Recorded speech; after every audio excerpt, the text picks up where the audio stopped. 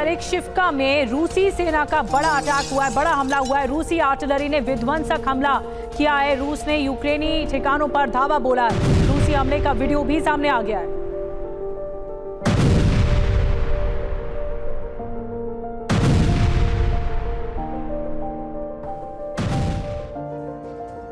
और एक और बड़ी खबर, रूस का यूक्रेन पर भीषण ड्रोन से प्रहार, बंकर में छिपे यूक्रेनी सैनिकों पर अटैक किया गया है। रूसी हमले में यूक्रेनी सेना को भारी नुकसान पहुंचा है।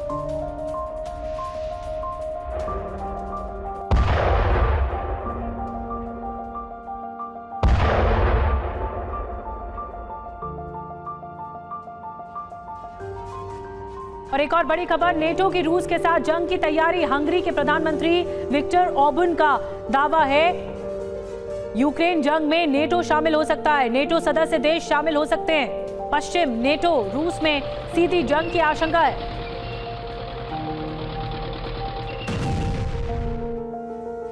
तो क्या अब जंग रूस और नेटो की तरफ मुड़ जाएगी? क्या सीधी जंग होगी और परमाणु विध्वंस क्या तय नजर आ रहा है?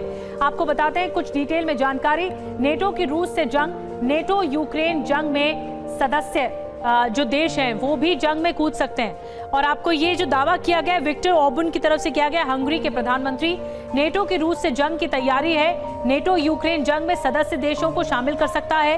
वॉशिंगटन में युद्ध की तैयारी जैसा माहौल बन रहा है और नेटो अपने मकसद से भटक चुका है। अगर हंगरी ये कह रहा है तो इसमें जरूरी बात क्या है आप जान लीजिए। रूस और यूक्रेन जंग पर नेटो में फूट नजर आ रही है। नेटो के फैसलों से हंगरी ने असहमति जताई है। हंगरी डिसएग्री है। हंगरी नेटो में अपनी भूमिका की समीक्षा करेगा। जो नेटो सदस्य देश है हंगरी, वो अपने ही भूमिका पर विचार करेगा कि आगे क्या होगा।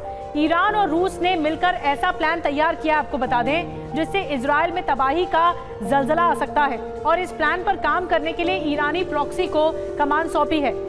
जैसे ही इब्राहिम रईसी का अंतिम संस्कार हुआ, उधर ईरानी प्रॉक्सी ने ताबड़तोड़ हमले इजराइल पर कर दिए। ईरानी प्रॉक्सी अभी तक रईसी की मौत को साजिश मान रहे हैं। ऐसे में रूस का साथ मिलने से वो और विध्वंसक हो गए हैं। आखिर क्या है रूस और ईरान का पूरा प्लान, इस एक्सक्लूसिव रिपोर्ट में जानिए।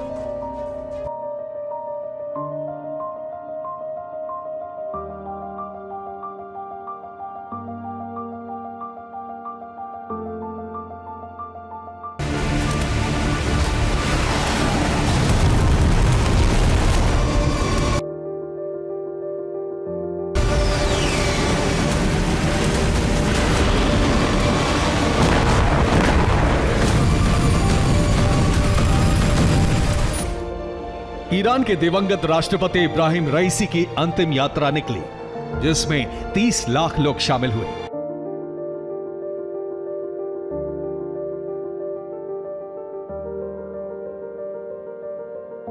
अड़सठ देशों के नेता भी रईसी के अंतिम दर्शन के लिए पहुंचे थे, जिसमें ईरानी प्रॉक्सी गुटों के कमांडर भी शामिल थे।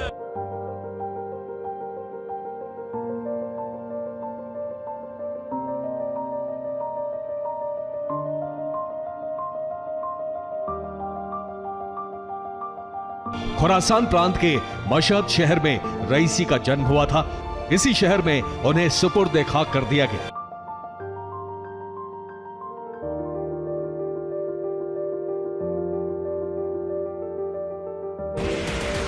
जिस वक्त रईसी का अंतिम संस्कार हो रहा था, उस वक्त पूरा ईरान गमगीन था।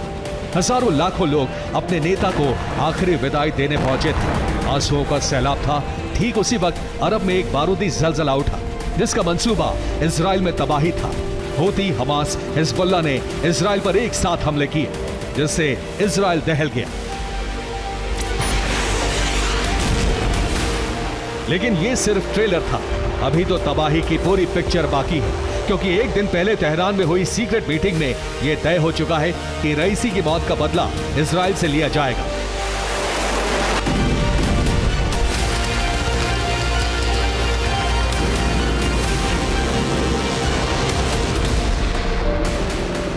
क्योंकि ईरानी प्रॉक्सी गुट इब्राहिम रईसी के हेलीकॉप्टर क्रैश को हादसा नहीं बल्कि षड्यंत्र मान रहे हैं और इसके लिए इजराइल को जिम्मेदार ठहरा रहे हैं।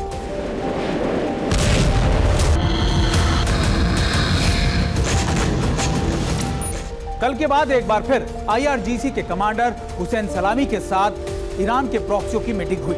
दरअसल कहा यह जा रहा है कि इस मीटिंग में यह तय किया गया कि आखिरकार इजराइल को किस तरीके से पूरी तरीके से तबाह कर दिया जाएगा। मीटिंग में तय हुआ कि रईसी के अंतिम संस्कार तक बड़ा हमला नहीं किया जाएगा। उसके बाद तबाही का ऐसा जल्जला लाया जाएगा जिससे इजरायली फौज गाजा छोड़कर भागने लगी। जैसा मीटिंग में तय हुआ था वैसा ही हुआ था। इजराइल पर पहला हमला कताइब हिजबुल्लाह ने इराक से किया। क्रूज मिसाइल दागकर इजराइल को दहला दिया। ये इराक में अमेरिकी सैन्य ठिकाने पर हमले का वीडियो है। ईरानी प्रॉक्सी मानते हैं कि अमेरिका की मदद से ही इजराइल गाजा में हमले कर रहा है। इसीलिए ईरानी प्रॉक्सी के टारगेट पर इराक सीरिया में मौजूद अमेरिकी बेस भी है।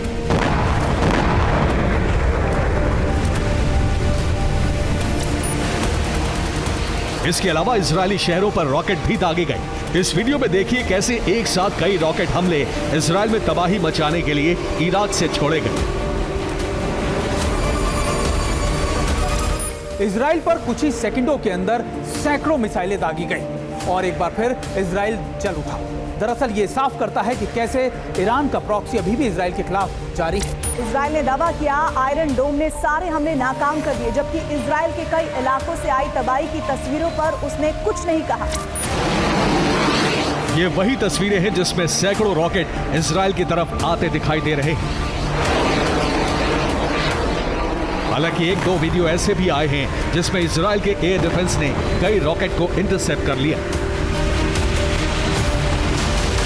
इस दौरान हिजबुल्लाह ने दावा किया है कि उसने 100 से ज्यादा मिसाइलें इजरायली बॉर्डर पर दागी, जिससे मिलिट्री पोस्ट और रडार सिस्टम को काफी नुकसान पहुंचा है।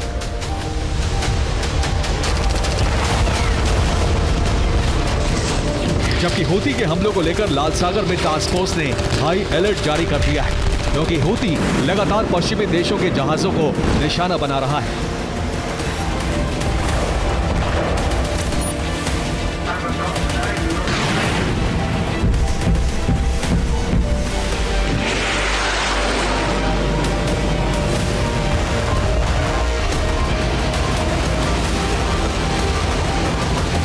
ईरानी प्रॉक्सी की इतनी हिमाकत की वजह है कि अब IRGC को रूस का साथ मिल गया है, इसलिए हथियारों की कमी नहीं होगी। साथ ही क्राइसिस में रूस का बैकअप भी तैयार रहेगा।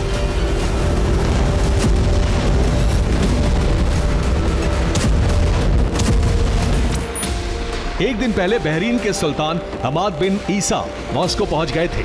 वहां पुतिन से मुलाकात की और अरब में हो रहे खौफनाक हालात पर चर्चा की।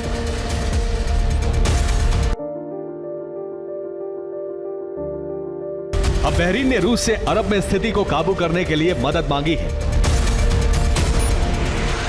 अब रूस पूरी तरह से अरब को कंट्रोल करने के लिए तैयार हो चुका है। जहां एक तरफ इस्लामिक मुल्कों से बातचीत कर रहा है, दूसरी तरफ ईरानी प्रॉक्सी को मजबूत कर रहा है। रूस ने अफ्रीका और सीरिया से वैगनर लड़ाके भी भेजे हैं, जिससे ईरानी प्रॉक्सी के लड़ाकों को ट्रेनिंग दी जा सके। इसके अलावा हमास लड़ाके भी राफा और दूसरे इलाकों में सुरंग से निकलकर IDF सैनिकों पर हमले कर रहे हैं।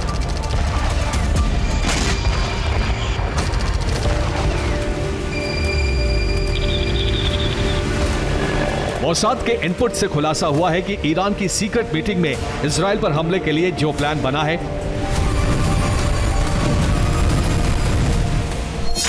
उसके मुताबिक ईरानी प्रॉक्सी अलग अलग जगहों पर एक साथ हमले करेंगे। दूसरी तरफ ईरान की तरफ से भी मिसाइल स्ट्राइक की जा सकती है, जबकि दूसरे देशों में ईरानी एजेंट इजरायली नागरिकों को भी निशाना बनाएंगे और इस काम में रूस पूरी मदद करता रहेगा। बताया जा रहा है कि कुछ घंटे पहले इस्तांबुल में हुआ हमला इसी प्लानिंग का हिस्सा था। इस्तांबुल के एक कैफे में शूट आउट हुआ था, जिसमें 3 इजरायली नागरिक मारे गए। यानी अब ईरान ठान चुका है वो हर कीमत पर इजराइल से गाजा में विध्वंस और इब्राहिम रईसी की मौत का बदला लेगा, और इसके लिए ईरानी प्रॉक्सी को लगातार उकसाया जा रहा है।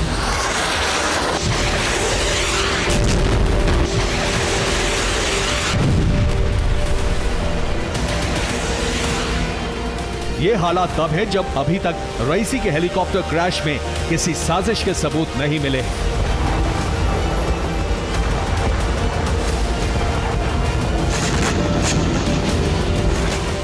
Bureau report, TV9 Bharat.